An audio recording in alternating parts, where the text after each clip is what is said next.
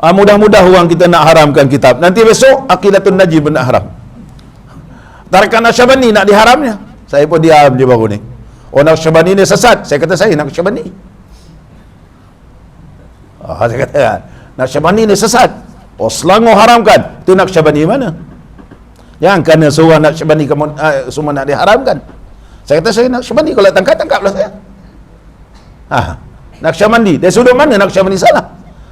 Susur jalur yang mengambil daripada Sayyidina Abu Bakar radhiyallahu an, iaitu dinamakan tariqat Siddiqiyah, iaitu bersambung dengan Sayyidina Abu Bakar, dan mengikut tarikat Naqsyabandi ada susur jalur, ada daripada Sayyidina Abu Bakar dan juga ada daripada ahli baiti Rasulullah sallallahu alaihi wasallam. Dia ada 2 susur jalur.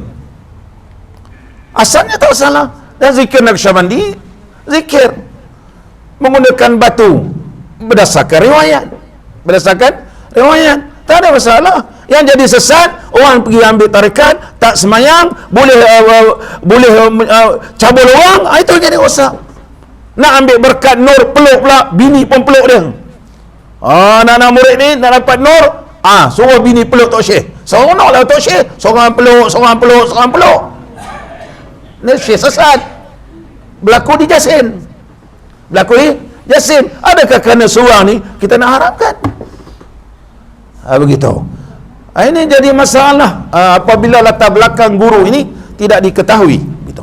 Qala al-musannifu rahimahullah ta'ala. Sama balik kita. Dan Allah melazimkan segala makhluk akan membenar dan mengiktikadkan akan Nabi sallallahu alaihi wasallam. Sebagaimana Allah Subhanahu wa taala menyatakan dalam surah An-Nahl ayat 44, wa anzalna ilaika dzikra litubayyana lin-nasi ma nuzila ilaihim. Sesungguhnya telah kami turunkan kepada engkau wahai Muhammad az-zikr, yaitu Quran, litubayyana lin-nas, supaya kamu menerangkan kepada manusia ma nuzila ilaihim, apa yang diturunkan kepada mereka. Oleh sebab itu kita kena benarkan apa yang dibawa oleh Nabi sallallahu alaihi wasallam, sebab Allah berfirman. Maka orang mengenepikan Nabi sallallahu alaihi wasallam ajaran dia sesat. Ini nas Quran. Dalam nas Al-Quranul Karim. Dan Allah Subhanahu wa taala berfirman, "Inna nahnu nazzalna dzikra wa inna lahu lahafizun." Sesungguhnya kami telah menurunkan zikir, iaitu Quran. Quran itu turun kepada siapa? Kepada Nabi sallallahu alaihi wasallam. Wa inna lahu, dan sesungguhnya baginya lahafizun. Quran ini ada para malaikat yang memeliharanya.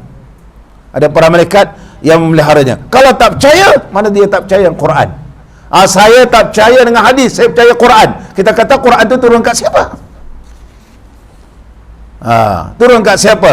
Turun kepada Nabi sallallahu alaihi wasallam. Macam mana pula nak mengenepikan baginda Rasulullah sallallahu alaihi wasallam? Sama balik. Qala al-musannif rahimahullahu taala. Dan Allah melazimkan segala makhluk akan membenar dan mengiktikadkan Nabi sallallahu alaihi wasallam pada segala barang yang mengkhabarnya itu daripada Allah Ta'ala, sama ada daripada perkara dunia maupun akhirat, walaupun berkaitan dunia ataupun akhirat, maka hendaklah kita benarkan. Mestilah kita membenarkan apa yang ditunjukkan oleh Nabi sallallahu alaihi wasallam.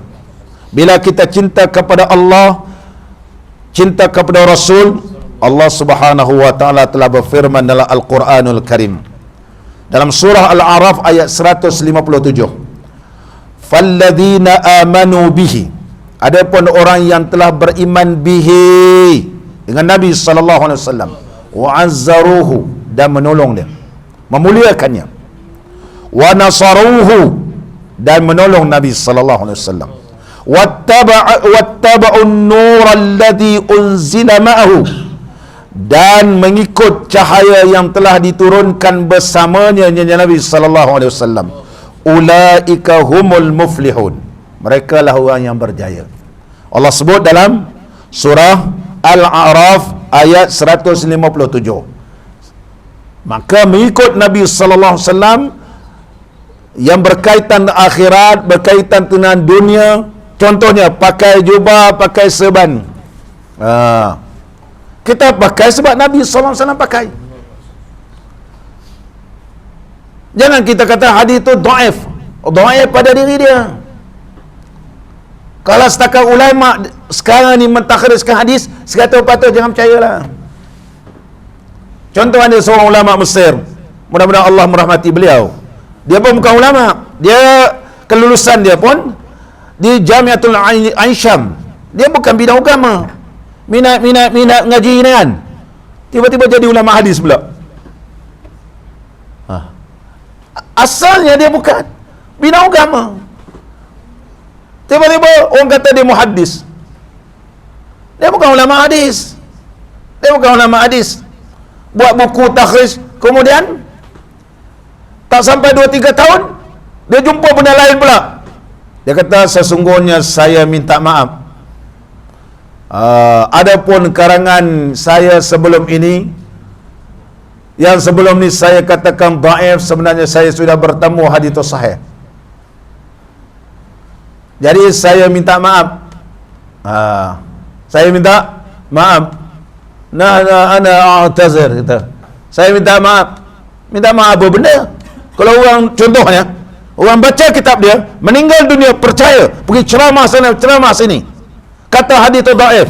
Mati dia, sedangkan hadis itu sahih. Nama dia Abu Ishaq Uwini, anak murid Syekh Albani.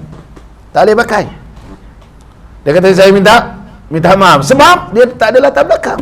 Dia bukan daripada kecil Ma'had Al-Azhar, dia celup dah habis ambil engineer, udah tu tiba-tiba jadi ustaz, jadi syekh. Ini kita kena faham. Bila baca kitab sekarang ni, ustaz ni ceramah, hadis ni dhaif, hadis ni dhaif, kita tanya siapa yang dhaif kan? Siapa yang dhaif kan?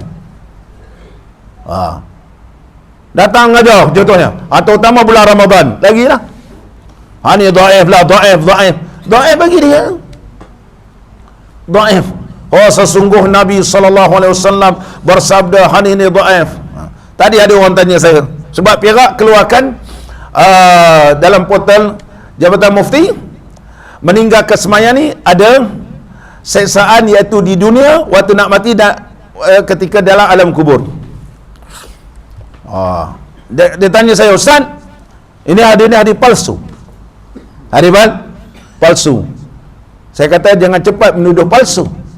Saya datangkan banyak riwayat. Contohnya dalam kitab Az-Zawajir li Imam Ibnu Hajar, kitab Tanbihul Ghafilin li Imam Abu Lais As-Samarqandi, dan juga dalam kitab Al-Kabair li Imam Az-Zahabi. Semua ulama-ulama hadis belaka ni, mereka pun tak berani nak kata palsu. Tiba-tiba ada ulama-ulama zaman sekarang ni kata dia palsu. Hadis 40 pun kau tak hafal, nak kata hadis palsu. Hadis palsu ni Melaka dia kata hadis palsu. Saya kata setakat mana anda rujuk? Anda rujuk siapa kata palsu? Ini ustaz-ustaz ramai sekarang ni palsu, dhaif. Sama boleh kita berhati-hatilah. Berhati-hatilah.